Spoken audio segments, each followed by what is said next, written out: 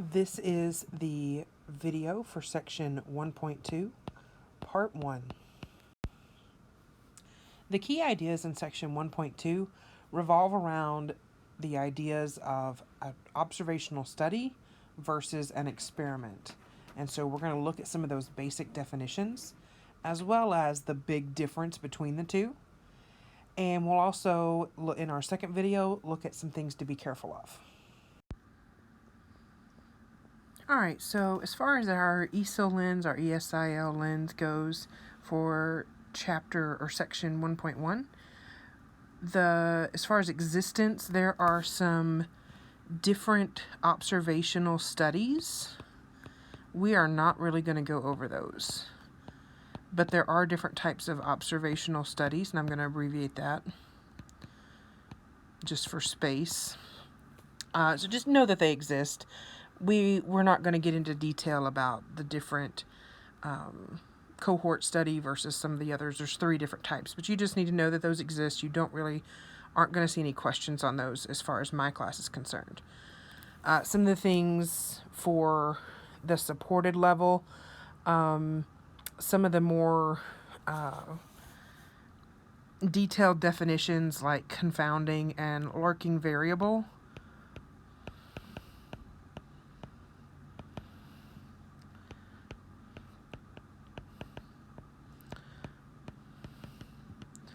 Definitely want you to know what those are and have a good idea of what confounding is and how lurking variables can affect things. But I'm not going to ask you to spit out a definition word for word. That's something you can have in your notes. But for independent, being able to tell the difference between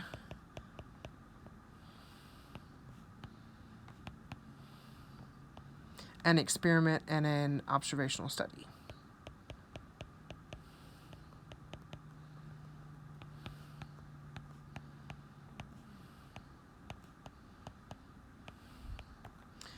As far as section 1.2 goes, I think the lifetime skill learning is maybe even these 2 things that can kind of go in either category.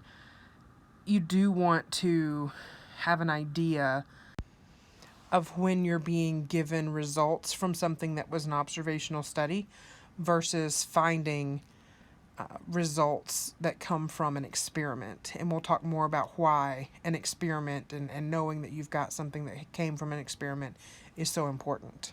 Okay, one of the big things that we go ahead and define now, and then we'll use it again in chapter 4, which is actually going to be the last chapter that we go over in our class, is the definitions for explanatory versus a response variable.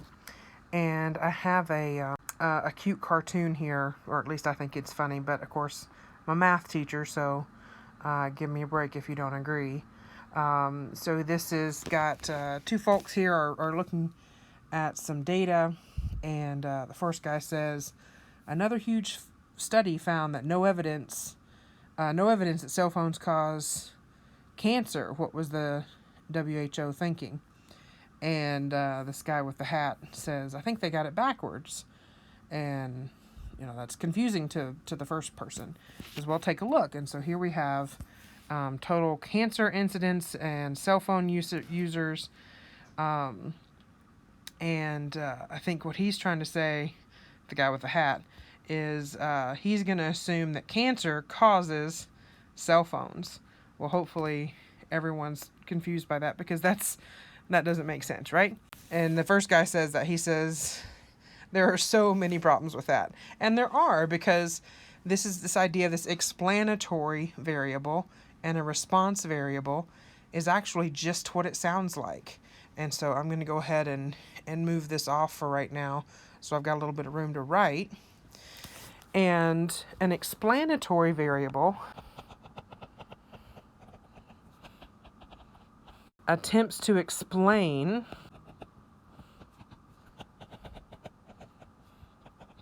the change in a response variable.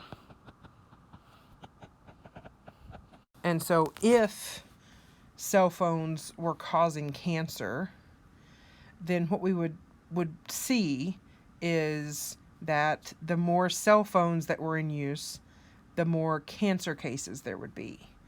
Instead, that's not the case. And there's actually real studies, not just cartoons, out there that show this. So the explanatory variable might show something like, let's see, as mortgage rates increase. So the interest rate, if you're going to buy a home and have a mortgage for your home, as those interest rates get higher, so as we go along this axis here, then we probably would expect our home sales,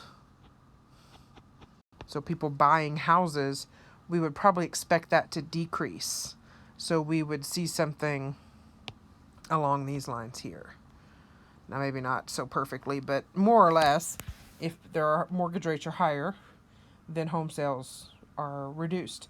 If mortgage rates go really low, then people feel more comfortable purchasing their home, a new home.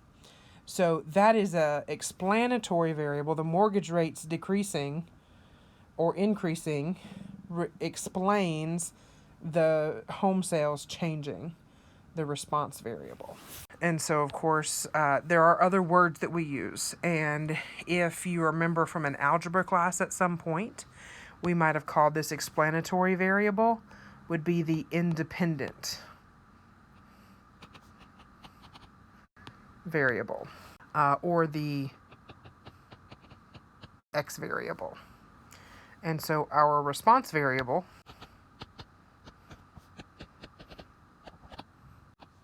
is the result after varying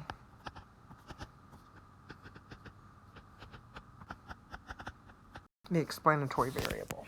And as far as our other names that you might have heard, the response variable, of course, this goes along the y-axis, right along here. And our response variable has been called, in another class maybe, the dependent variable, or the y variable. Now, if you don't remember that from another class, do not worry. That's fine. I'm just trying to relate it to something that you may have seen before. But all of these things are interchangeable. So response variable, dependent variable, y variable, they're going to go on the vertical axis. Our explanatory variable is the independent variable. That's the one that we want to be able to change. And then that can also be the x variable that goes along the horizontal axis. Anytime we're talking about observational studies and experiments, there's always this idea of what's the big difference.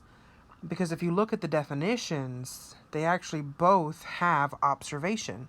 When we perform an experiment, we still observe the results. So you can't look for observation or observe in a definition to say, oh, well, that's an observational study. So instead, we need to look at what actually happens. What's the actual difference between someone gathering data from an observational study and someone gathering data from an experiment? And we're going to look at the observational study first.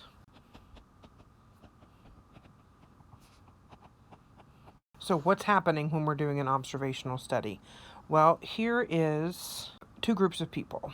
So we have a blue group and a teal group if you've got black and white, or you have color issues, the top group and the bottom group. And so these two groups of people, let's say the first group is they eat organically.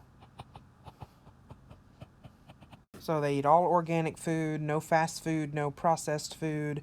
And then these guys down here, or girls, or whatever, don't. I'm going to say only organic. Because, I mean, whatever. And if with an observational study, we ask, do you only eat organic food? Yes, I do. Okay, well, then we're going to observe you. We're going to put you over here in this group. Do you, over here, this next person, do you eat only organic food? No. Okay, well, you're going to go in this other group. And then we observe the health results. So what does it look like? We do a health assessment afterwards. In this case, we are doing an observational study.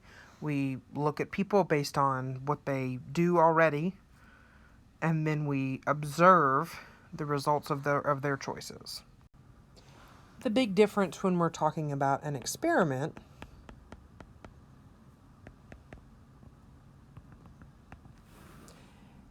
is in how we select our individuals and also applying a treatment. That's kind of the key. So let's take a look at our picture. So we're going to start with a sample of people, and we'll talk about sampling methods in the next chapter. But somehow we're going to take these people and we're going to put them into two groups. If we're doing an experiment, we want a random assignment, more or less. And again, we'll talk about some different experimental designs as well in section 1.6. But we'll put these into two groups, and then we'll say, all right, group 1, over here on the left-hand side, you're going to eat organically. And then group 2, you're going to eat, I guess can't have organic food, but not only organic. So same start out, we have a group who are going to be eating organic food and a group that doesn't. But this isn't we're applying this treatment. We're telling them what to eat. Then we're going to come down and we're going to say, what is their health assessment? What we really want to look at is, did I, as the experimenter or observer, did I make someone change something? This idea of applying some sort of treatment. Did I tell them to eat a specific way? Did I have them do an exercise program versus yoga versus just a change in diet?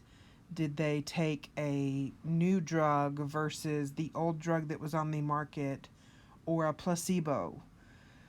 Those are all things that deal with experiments rather than observational studies.